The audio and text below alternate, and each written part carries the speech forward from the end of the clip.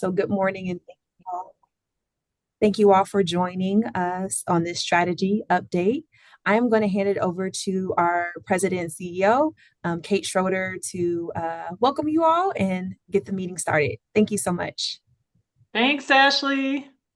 And thanks everybody for joining on this rainy, gloomy day. Hopefully we can bring a little um, joy to our morning here. I do want to, first of all, I'm so grateful to everyone for joining. And I'm scrolling through the list here. I'm not seeing any AI note takers right now, but do want to say up front that this is for real people and we are not allowing AI note takers to join this call. So just a heads up on that one.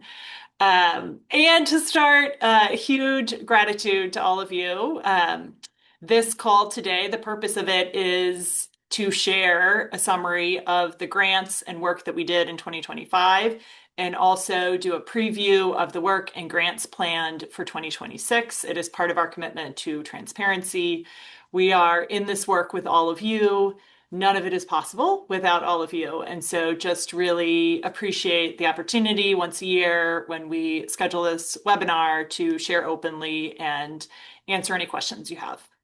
So we can go to the agenda now.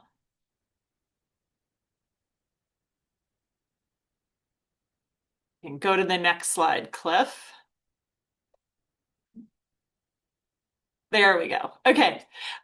So just a heads up on what's to come here. I'm going to just go through a quick reminder on what we're about and our strategy focus areas. I'm going to hand it off to Ashley, who's going to do a summary of what was done in 2025. And then the meat of this will be with Ross going through our plans for 2026. We plan to leave 15 minutes at the end for Q&A.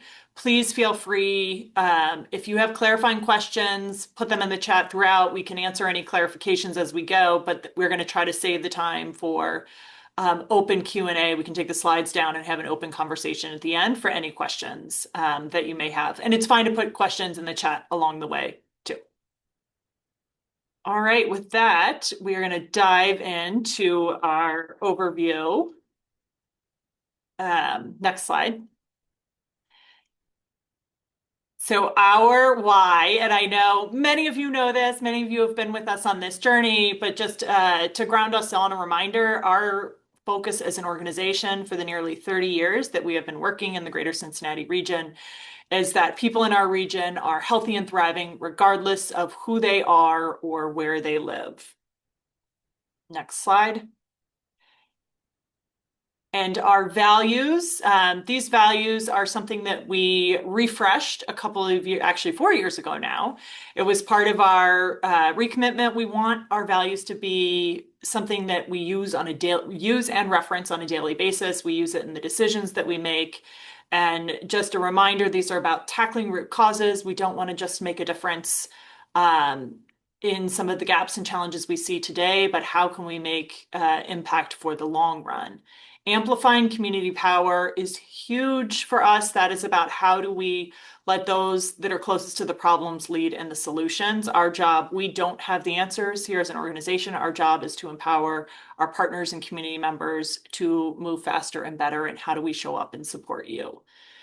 Which goes to the next two ones around speaking openly and partnering with trust. Again, this is part of why we have this webinar every year is so that we can be open. We don't know what we don't know. We want you to come to us, and we say we run to criticism. And I personally want feedback on how we can best show up for our community. So we are just one partner in this broader ecosystem and are just so grateful for the partnership with all of you and the ability to try to tackle these challenges that are bigger than any one of us. And the last two is just reminder that we are relentless problem solvers. We don't give up, even and especially when times are very difficult, as they are right now. And we recognize that even when it's difficult, we need to continue to show up and not give up on some of these problems. Because they've existed for a long time does not mean they are not solvable. We can and will make progress together. So, next slide. And as a reminder, our priority population, so we are really at the highest level working to extend the length and quality of life for everyone in our region, but we focus especially on those that are experiencing the greatest barriers to health and well-being. We feel like by focusing on those populations, it does help to lift up health and well-being for everyone in our region. This includes Black communities, Hispanic communities, children and families with low incomes, our rural communities, and our LGBTQ plus communities. And a quick reminder on our role. I know many of you know us primarily as a grant maker. That is part of who we are. It is not all of who we are. There are other ways we can show up in the community, continuing to be a trusted, nonpartisan voice for change. As a reminder, many of you or all of you are probably aware of our Health Watch newsletter. That is our way where we can not only put out stories about our work, but we would love to use that to share your work as well. So please keep us posted if there are things that we can do to help lift up and amplify your work. We are happy to do that. We also look for ways to serve as an independent regional convener to bring us together and solve problems that are bigger than any one of our organizations, how we amplify community voice, and then also as a go-to resource for data on health and health justice. That is Policy Map. If folks, for those, many of you may be aware, but this is a subscription service where we provide access for any nonprofit or government organization in the region that would like access to the Policy Map database as long as you use it. That is something that we are committed to making data easier to access and more usable for the nonprofits in our region.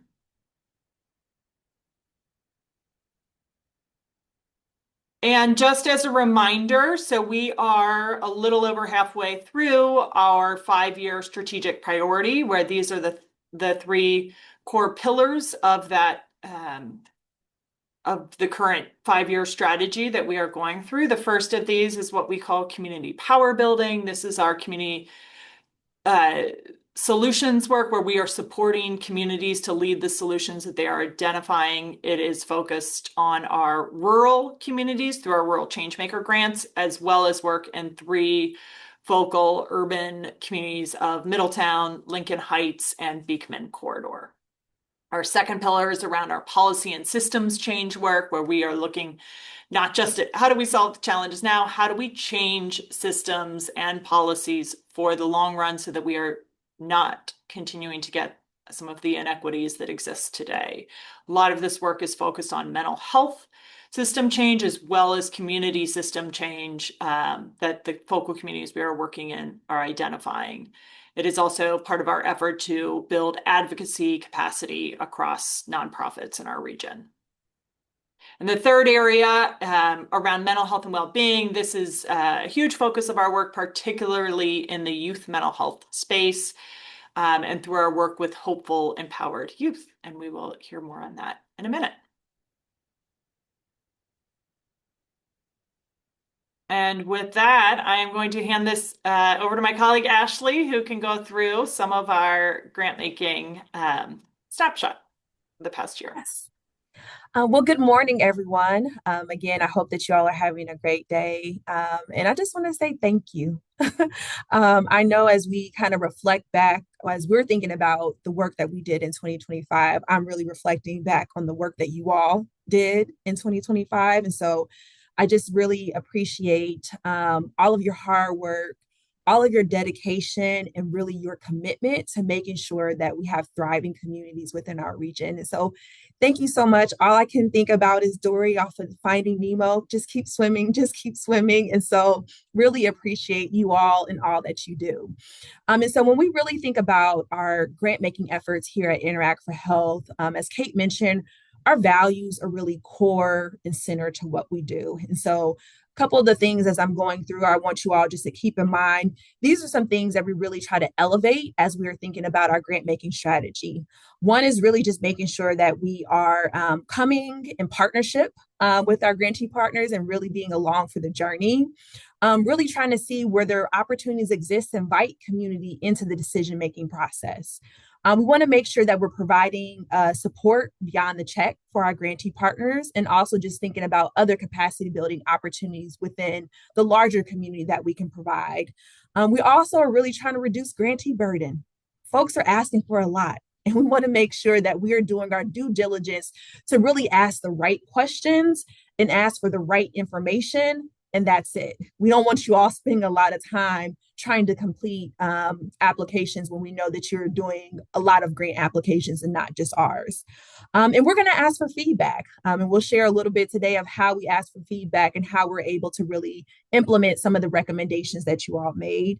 And we really want to create space for adaptation and learning. We want to be on this learning journey with you all.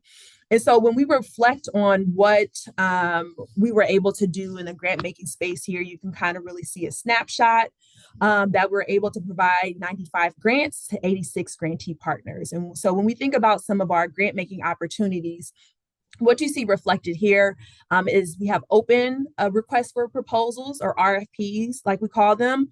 We also have some that are invited, and then we also engage in funding collaboratives where we're pulling funds with other foundations within our community. Our average size was 72,000, as you see there. Duration around 15 months. And we were also able to support 27 small organizations. And so when we think about what a small organization is, we define that as less than 10 million in a budget and less than 25 or less from a staff perspective. And then 28 multi-year grants. And so if you've participated in these calls before, you've heard us talk about, we're really trying to make sure that we are increasing the duration of grants. And so we are still continue to be on this journey to really make sure that we are providing that multi-year support to you all. And then here you can also see a breakdown of our focus areas. So Kate mentioned our focus areas before, and you can just see the amount that we were able to provide and the number of grants in each area. And again, none of this would be possible without being in partnership with our grantee partners. Next slide.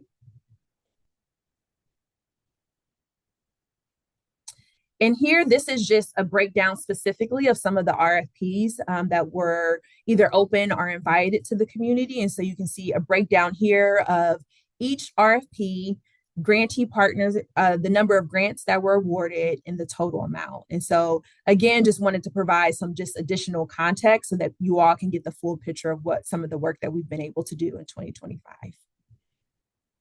We'll go to the next slide. So this is a look at some of our capacity building efforts. And so when we think about our capacity building efforts, we're really thinking about how we can support our grantee partners, but also what opportunities exist to support the larger community and making sure that folks have the information that they need. And so when we think about 2025 and some of the things that we're able to do, we're able to offer up a variety of capacity building trainings that were open to the larger community. Some of those included our legal support for Ohio grantees. We had an AI training. We also did a vital conditions one-on-one training in partnership with the Ripple Foundation. We also had a training around We All Count. And we had two trainings around the policy map webinars that we were able to offer. And Kate shared some information around policy map. And so again, just trying to make sure that we're able to identify opportunities to build capacity in the larger community, in addition with our grantee partners. Some of the other opportunities that we're able to provide to our grantee partners are the sustainability consultation support.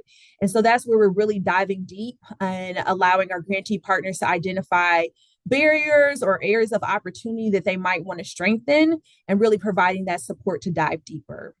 Our external capacity building efforts here with the Bear Center are some opportunities that we've been able to offer up to some of our grantee partners.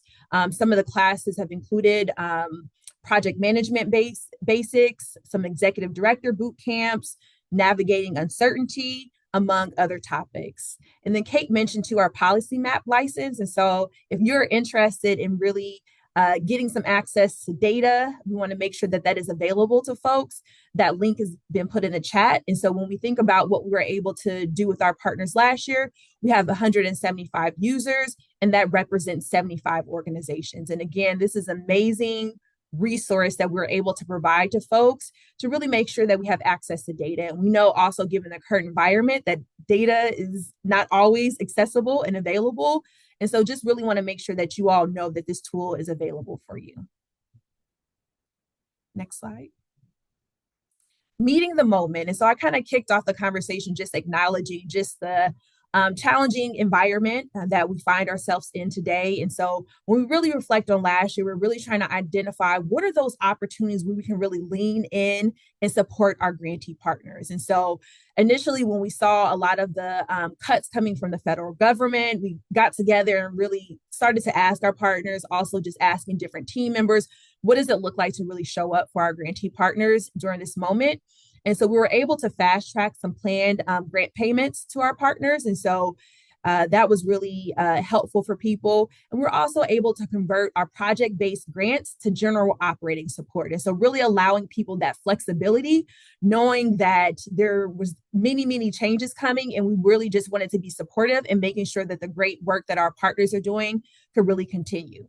We also sponsored a legal assistance for partners through Pro Bono Partnership of Ohio. And so, knowing that people had a lot of questions, how does this impact me? What can we do? What can't we do? And so, really wanted to make sure that we created that space for people to get their questions answered. And there were hundreds of people that participated in that opportunity. In addition to that, we were also able to release additional $1 million in funding. And this was really just because we knew that the times were uncertain and there was additional support that our grantee partners needed. And so, and being in conversation, and you all, this is what it means to be in partnership of letting us know we need some assistance. We're able to do this, and we're able to provide funding to 33 partners in organizational capacity building, and also looking at emergency mental health support for priority populations. And so, again, really being driven by our partners and really trying to support them in the needs that they identified. In addition to that, also one of the things that we saw last year was the impact of SNAP. And so we were also able to support and do some rapid response dollars, around 72,000, to support some partners that were really in the trenches, providing that support as we experienced the disruption in SNAP.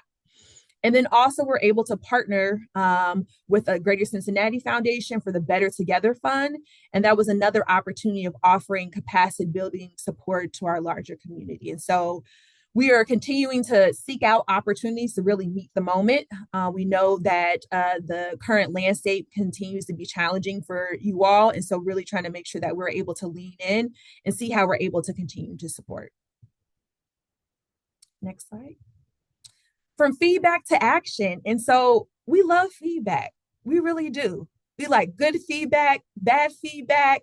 That is really the only way that you can learn. And so what we were able to do last year, one piece of feedback was really we asked folks about our application process. And so in 2025, over 40% of the applicants shared feedback, and we were able to really act on us. And so what we heard was that there was a need for increased character limits and better text formatting on our application.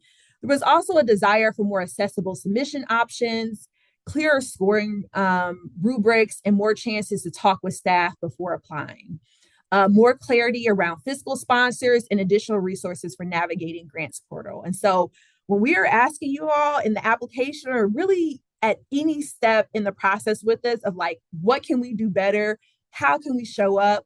We are really taking that feedback to heart and really trying to identify how can we really act on that feedback. And so based on the feedback from the application, there were some things that we were able to change. And so we are looking to standardize, we have standardized our RFP webinars with resources and really walkthroughs around fiscal sponsorship guidance and our scoring rubrics. We were also able to make PDF and Word versions of application questions easier to find on the open funding page and at the start of each application. I know that it can be challenging sometimes to get a grant application, have to keep going back in. And so we had that available, but what we realized is that people really weren't finding that. And so really want to make sure that we can, again, reduce that burden when folks are applying. And then also we are elevating our applicant tutorial page as well. And so making sure that we're able to highlight so that you can find all the information that you need to really go through our application with ease. And so again, just really want to thank you for providing that feedback and continue to provide that feedback, whether it's in the application or whether it's in just talking and meeting with our grantee partner. And so next slide.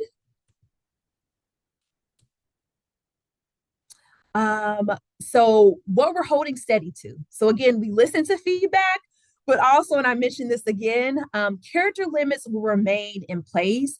And this is like, we don't want you all spending a whole bunch of time. We just don't. We want it to be concise information, and we really want you all to be able to spend your time doing the hard work or working on other grant applications. And so that's something that we really want you all to just be brief, and we want to really make sure that we are respecting your all's time. Accessibility and ongoing dialogue. And so, as I mentioned before, if you have any questions or if you need any help with the grant application process, our teammate Christian Niergar, not Christian, sorry, Christine. Christine Niergar is the one that you can reach out to, and her email address is on here. You can also find it on our website. And so, again, just thank you for the feedback. Please continue to provide the feedback. And thank you so much for all of your hard work, your dedication, and your commitment to really making our community better. And so now I'm going to hand it over to my colleague Ross, and he's going to tell you what you can expect in 2026. Thank you. Thanks, Ashley. Good morning, everybody. First, want to reiterate the gratitude that Kate and Ashley shared. So much gratitude for each and every one of you.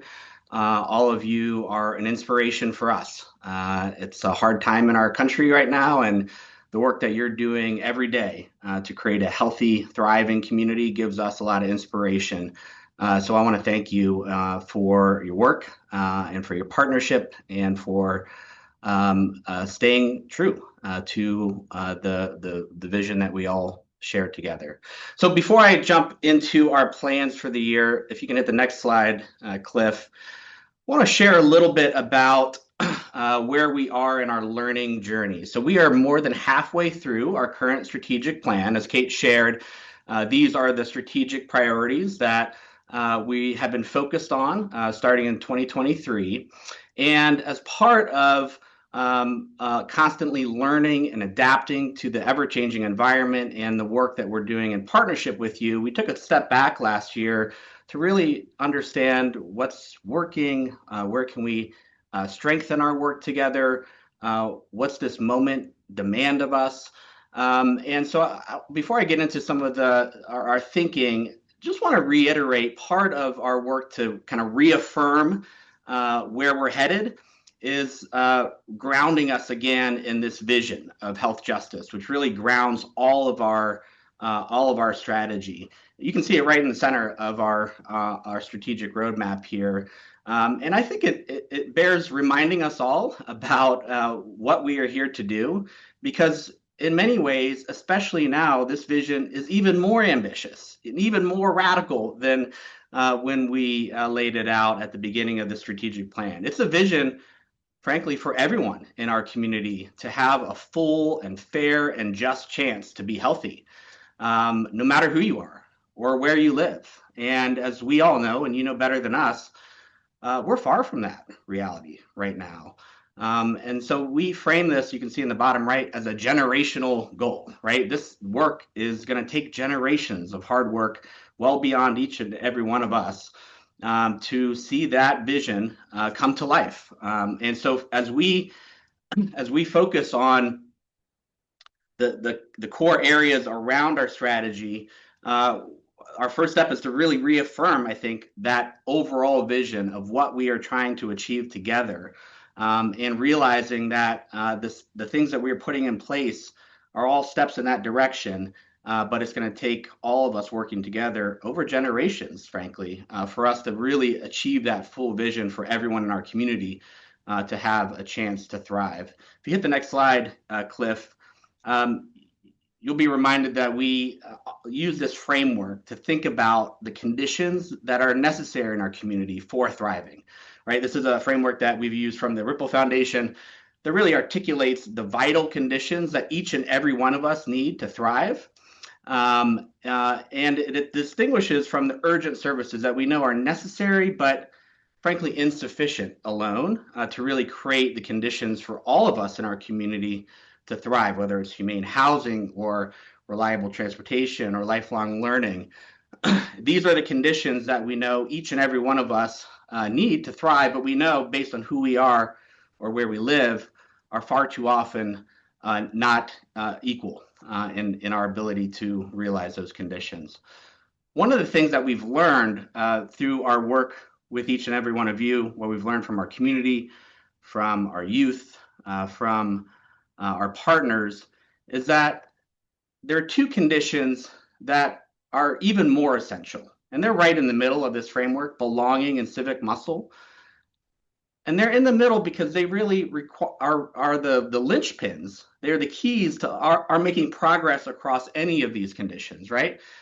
So we've really come to understand all of our work really through this lens, that if we can, as a community, really foster a greater sense of belonging and build our collective civic muscle, especially in the priority populations that are furthest from opportunity, we will have a stronger and more thriving community for everyone. So if you hit the next slide, Cliff, these two concepts, belonging and civic muscle, you hear us also talk about agency, sense of agency. Again, these are concepts that we've learned and we've heard from our community. In fact, from our youth involved in Hopeful Empowered Youth, their definition of well-being is in fact a greater sense of belonging, a greater sense of agency, that my voice matters, that people listen to me, that I can have a say in the systems that impact my life. And we're hearing that from our community as well. And if you think about these two concepts, belonging, it's about being seen. It's about being valued. It's about being safe and connected within communities, within institutions, within systems. And the sense of agency or civic muscle, it's about a community's collective power to lead, to influence, to have a seat at the table, and to change ultimately the decisions that impact that community. These two concepts, we think, and are increasingly learning, aren't nice to haves. They're in fact some of the most important things we could be doing as a community. And I think about this moment that we're in right now as a community. These questions, who belongs in this country, whose voice matters, right, are essential to what we're dealing with and what we're wrestling with as a community. So this is again, for us, it's become even more clear that if we collectively can focus on fostering a greater sense of belonging and building our civic muscle and a sense of agency for youth and for community, especially for communities that have been most denied those opportunities, we will make faster progress as a community to changing those conditions that will lead to a more healthy and more just community overall. So Cliff, if you hit the next slide, that's one of the first kind of key insights that came out of the learning journey that we've been on last year, that the sense of belonging and agency are key steps along the way, right? We think about them as kind of 10-year outcomes that we hope to really see progress towards on a generational work of working towards a community that's more healthy and more just. And so we're going to be in partnership. We want to be in partnership with you, with our community, to understand more about what does it look like? What do these concepts mean? How do we, as a community, work together to create a larger sense of belonging and to really build in systems that can foster a sense of agency so that people can ultimately have a say over what affects their community. We'll share more about that in a minute. Some of the other key insights that came out of our reflections last year around our policy work, we absolutely believe throughout the history of our foundation that policy change is critical to lasting change in our community. And we are going to be looking for more opportunities to align our policy work with what we're learning from our work with youth in the mental health space and our work with community, so that we're in fact helping to build the capacity of our young people to lead on policies that they care about and that affect their lives. And we're helping to build the capacity of our community partners to advocate and to lead on policy issues that affect their communities. So you'll see us shifting a bit on our policy change work to be more about building capacity and responding to opportunities where our community and where our youth are leading. And last, we just see tremendous opportunity to really deepen our work by sharing more power with community. We'll speak a little about this in a minute, whether it's through our rural councils, where we share decision-making power over our rural grant making with community members, or efforts that we've made to share decision-making power with youth on some of our youth mental health grant making. We just see tremendous opportunity, again, to, as Kate shared, center those closest to the issue in shaping the decisions and the solutions that are for them. So you'll see us taking more steps to share more power and to use our voice more with purpose in ways that can help amplify all of our collective impact work. If you hit the next slide, Cliff, want to dig in a little bit deeper on our plans for the year. So as I mentioned, we're on a learning journey, and my colleague Ashley is really leading this up. But each and every one of us are seeking to be in partnership with you and learn more about what does belonging and civic muscle and agency mean to you, and how can we work together as a community more deeply to foster it. So it's going to be work that is work to come, and we're going to engage community, we're going to engage youth, we're going to engage all of you in ways that we can, again, deepen our collective learning about what would it take as a community if we can really foster a greater sense of belonging and shared power. Again, we think these are some of the most important things that we could be doing as a community, especially in this moment. And we think that there's more that we can learn from each and every one of you.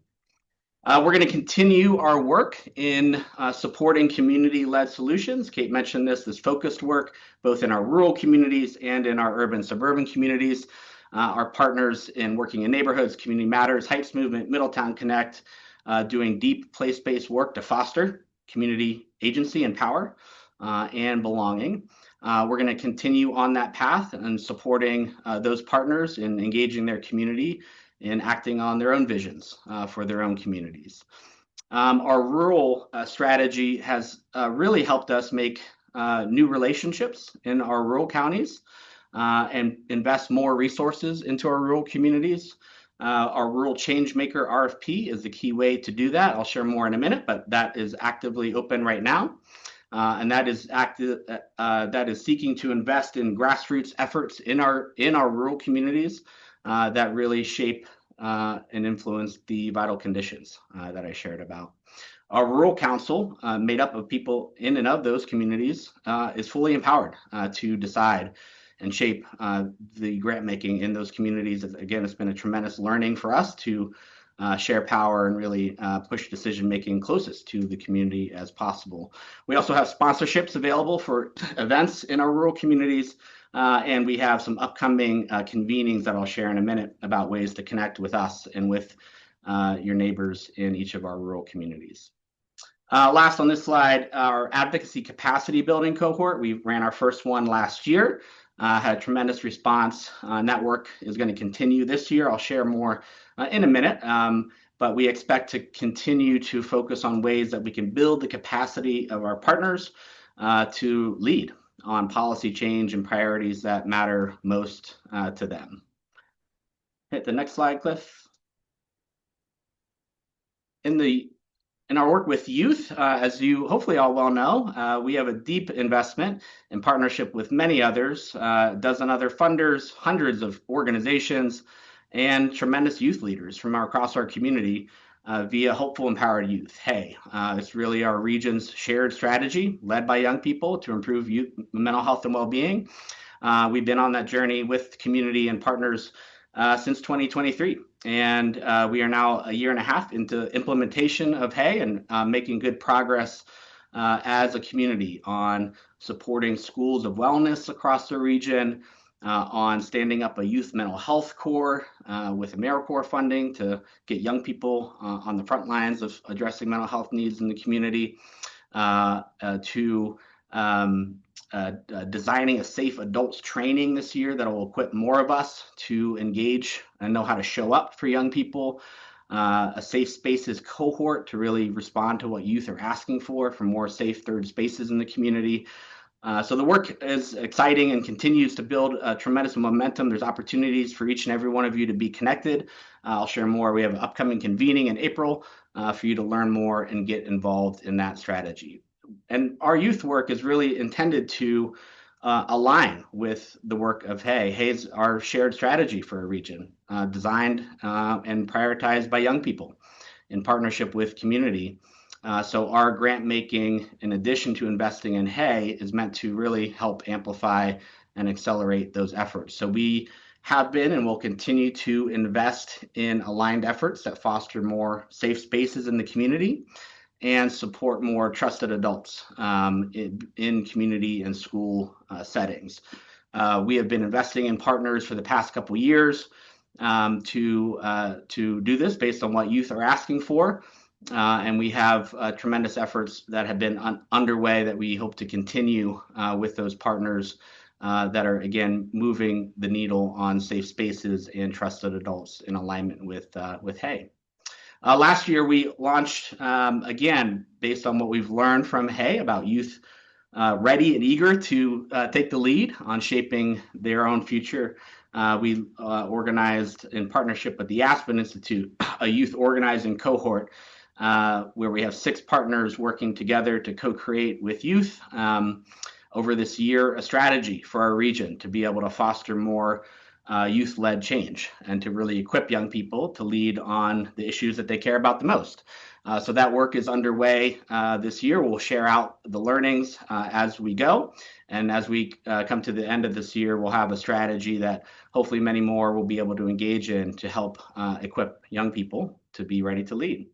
And last, the contribution project. We had just wrapped up our first round this year, investing directly in young people with small mini grants, $400 mini grants, investing in their contribution and their ideas to improve the community. It's been a tremendous opportunity to invest directly in the agency of young people. Last slide, Cliff.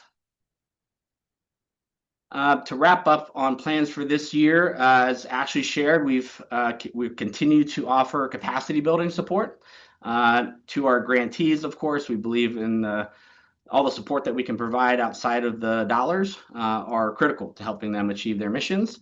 We'll continue that work, as well as where we can offer broader capacity building opportunities. I'll share 2 in a minute that are open to all of our partners in all of our community as well.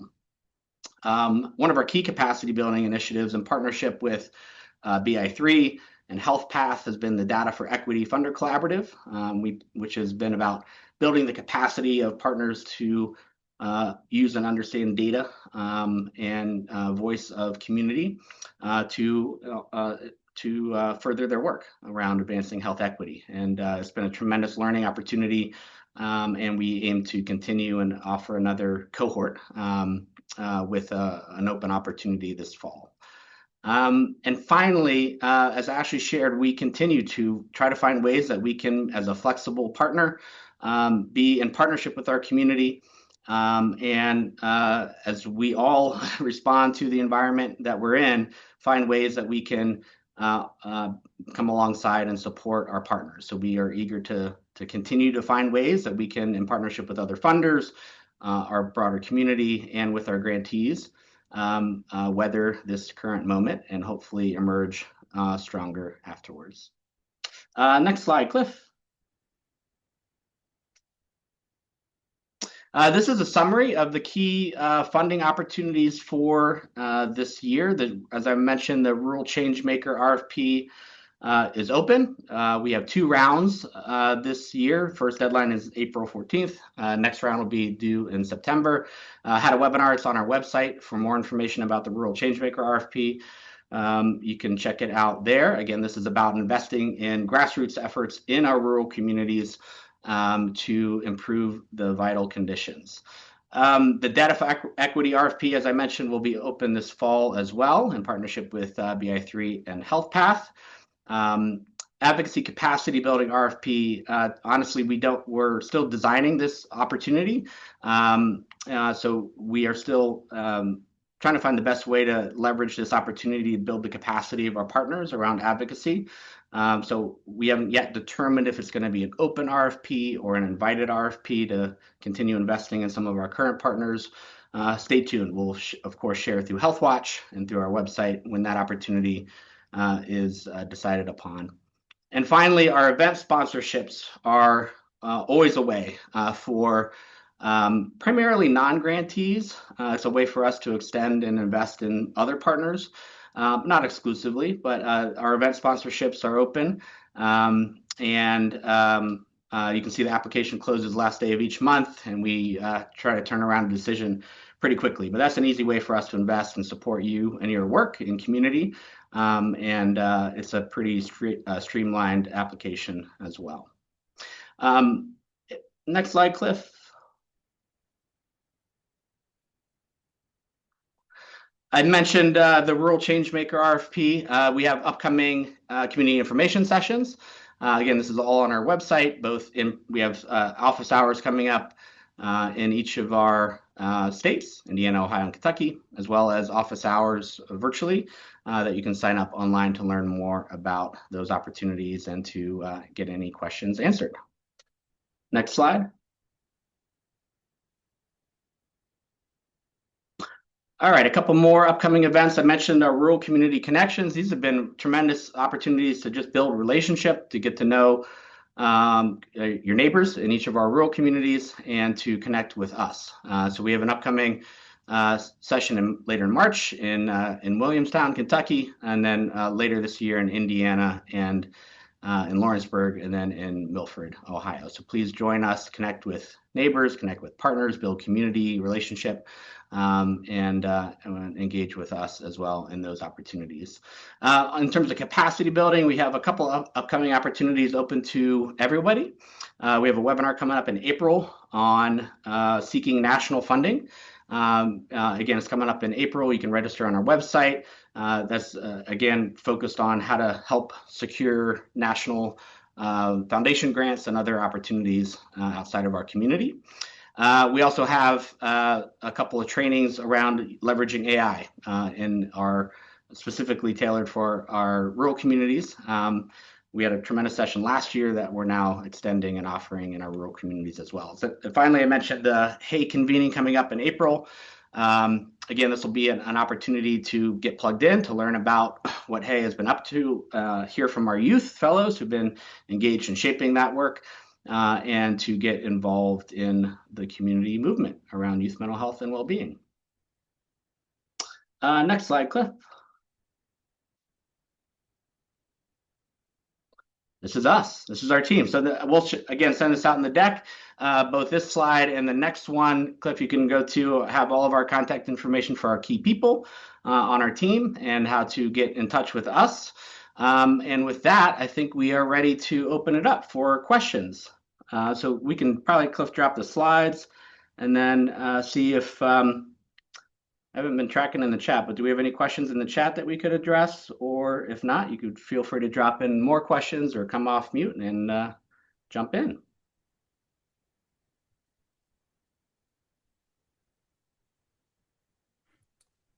We did have a question around opportunities for intergenerational collaboration. That's a great question. Love that.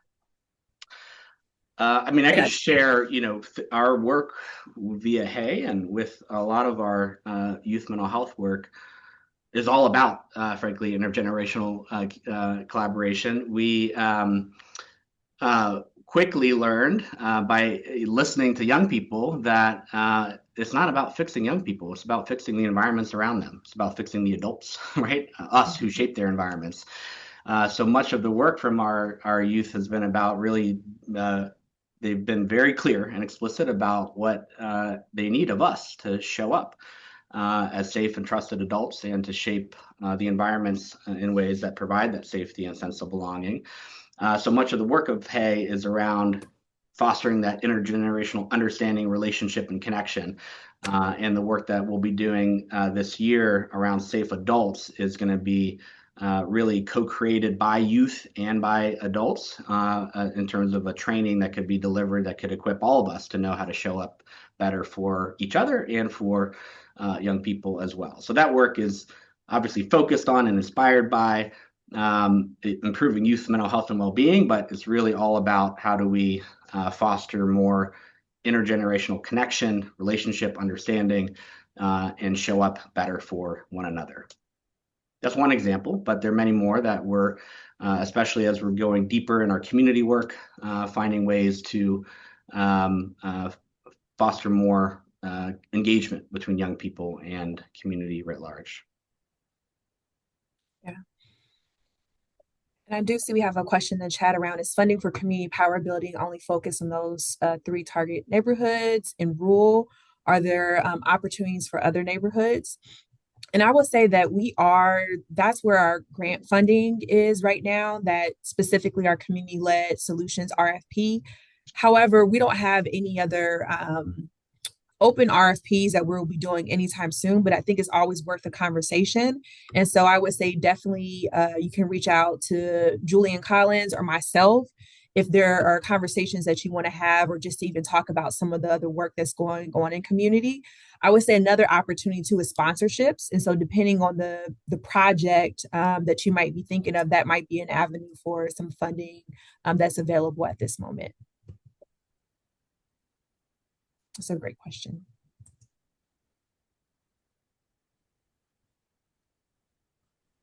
Great. I see a great question about our target populations and other groups who experience significant disparities as well. Kate, do you want to take that one? Sure. Yes, this is a great question. And we actually were just discussing this internally yesterday because if you look at the language both on the slide and on our website around our priority populations, it is those experiencing the greatest barriers to health.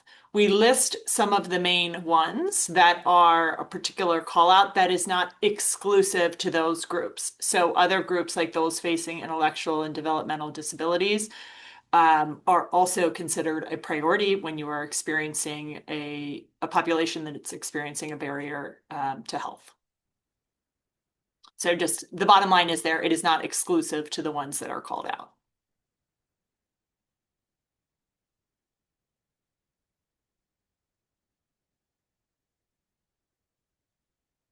I can jump in on the question, Elliot, about will there be an RFP for youth mental health in the near future? Will that be included in advocacy capacity building? Potentially included in advocacy capacity building. As I mentioned, we're still trying to find ways to align that opportunity with supporting our partners. So we haven't yet determined if we'll have a focus there or not. Frankly, for the rest of our work supporting safe spaces and safe adults, our focus has been on continuing to invest. As Ashley shared, we've made it a priority to try to invest multi-year support in core partners. Honestly, that just ties up a lot of our budget. We think it's the right thing to do. It gives more impact. It creates more impact to be able to invest multi-year in partners that are most aligned. But it creates less opportunity for new partners. And that's a tension that we wrestle with, honestly. And so we don't anticipate an open RFP this year. We're aiming to continue to try to invest and extend support for partners that we've entered into partnership with over the last 3 years of our work in the youth mental health space. But just we'll be transparent that it's a tension that we constantly wrestle with, because we know that multi-year general operating support is the gold standard for impact, but it reduces our opportunity to bring new partners to the table. So that's a constant tension that we're wrestling with. So I don't anticipate an RFP this year around youth mental health, but just know that we're always eager to connect and learn about efforts in the community and try to find ways to get you engaged and plugged into the work if funding's not available at the moment. Yeah. And then see the question too around you love the community-led investment folks convene regularly to share ideas and space. Are you all thinking about the potential of bringing groups like folks here bigger for ideal sharing and connecting building? I think you make great conveners. Thank you so much. I think that's a great suggestion. And I think we are definitely open to better understanding what that need might be, who might need to be invited. So let's talk. And then there was another question too around sponsorships. And so sponsorships are available for anybody that is providing services and initiatives in our 20 county region. So I think there was a call out specifically around rural, but our sponsorships are open to anybody in our region. And you can find the link on our website. So if you have an event coming up, you should definitely apply. I can build on that a little just to peel back the curtain on some of the rural sponsorships and events. We actually, one of the changes we made in the past 3 years is prior to that, it Interact, all of our RFPs and sponsorships was just one big pool. And we often found that some of our rural applicants were not proportionally being awarded as much funds. And so we now have, both with the rural changemaker grants and with rural sponsorships, a separate pool of sort of ring fence funds where we're looking at that for any rural applications. There is a separate sponsorship pool for all the other outside of the rural areas.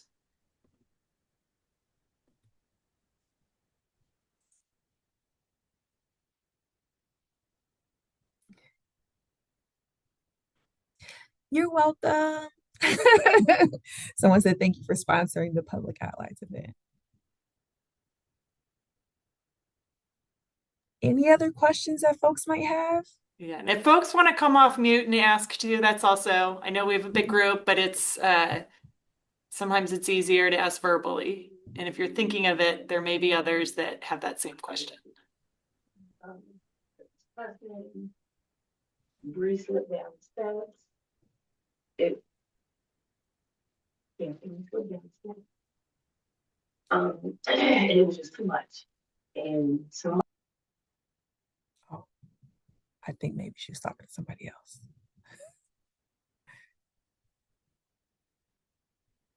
Okay. Are there any questions that we've missed? I'm just trying to keep track. No, I don't think so. I was going to say too, we can also stay on the line for a little bit too, if folks have some additional questions that they might want to ask. But yeah, thank you guys. Thank We you. can take I a have a moment to question reiterate. about, Oh, go ahead. go Oh, ahead. Go ahead, question. Caroline. Oh, Mary, you go ahead. I was just going to reiterate some of the questions that were answered in the chat. So, Mary, if you have a Okay. question, you should go. I was going to ask, so I work for Pro Seniors, but I'm also on the board of Little Brothers Friends of the Elderly, and they are located, I don't know if you're familiar with them, but they're located in Colerain Township, just on Colerain Avenue, just north of North Bend, if you know where the big Mount Airy water tower is. They have a great space that I think would be, I'm just throwing them under the bus here. They have a great space for youth to come and meet with the older adults as well, and they do a lot of programming. So I just think there's an opportunity there to. We've had some young people come in and actually teach some of the participants about like some digital skills, about using their smartphones and things like that, and being a resource. So it would be fun to explore some other opportunities. So. So, Mary, I know I sent you a little message. I don't know if you saw. I want to get together and learn more Great. about what you do, and so I'll bring some friends with me from work, so we can Cool. further explore what you just shared. I think that's awesome. Okay. They have a gala coming up in May, and so I will share the information with them about applying for event sponsorship as well. But yeah, I think there's a really great opportunity for some intergenerational gathering. Totally And I agree. think youth seeing that they are contributing, that it's not, Mhm. it's hard to always be on the receiving end. And I know older adults feel that way as well. It's hard to be on the Mhm. receiving end. It's nice to be valued as the expert on something, and they are, absolutely are. So Mhm. thank you. You're welcome.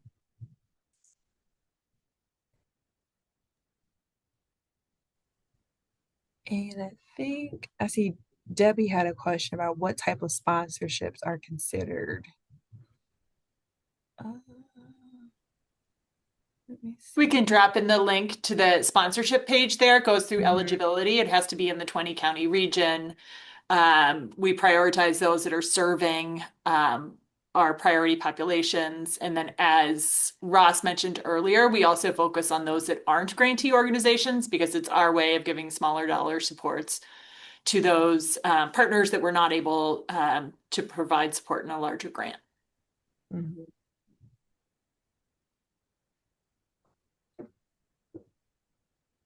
I see a question that we haven't captured yet from the chat from Kendall. Curious where pediatric cancer survivors transitioning into adulthood fell within Interact. I, I think there's probably opportunity within our youth mental health space. Obviously, young folks transitioning to adulthood are one of the populations that we're seeking to support and are engaging through all of our work around fostering youth mental health and well-being. So that would probably be opportunities within the work of Hay and within our work to make connections to that work and to see if there are any partnership opportunities with our broader mental health community. So we don't have an expressed focus on that particular population, but they're obviously part of the young folks that we care about a lot in fostering well-being and mental health. So happy to connect and talk more about where there might be some intersections with the broader community work around youth mental health and well-being.